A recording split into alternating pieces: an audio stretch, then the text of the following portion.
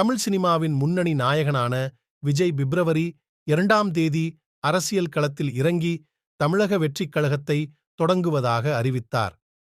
ஊழல் மற்றும் பிரிவினை அரசியலுக்கு எதிராக தன்னை நிலைநிறுத்திக் கொண்ட திரு. விஜய் 2026 தமிழ்நாடு சட்டமன்ற தேர்தலில் தனது கட்சி தேர்தல் களத்தில் இறங்கும் என்று அறிவித்தார். 2026 தமிழ்நாடு சட்டமன்ற தேர்தலில் தனது கட்சி தேர்தல் களத்தில் இறங்கும் என்று திரு. விஜய் அறிவித்தார்.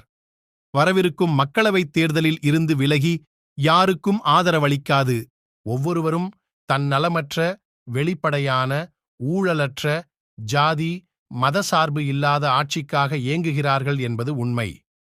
முக்கியமான விஷயம் என்னவென்றால், இத்தகைய அரசியல் தமிழ் சமத்துவ கலாச்சாரம் மற்றும் மாநிலத்தின் அரசியல் மரபுகள் மற்றும் இந்திய அரசியலமைப்பின் கட்டமைப்பிற்கு உட்பட்டது என்று அவர் கூறினார்.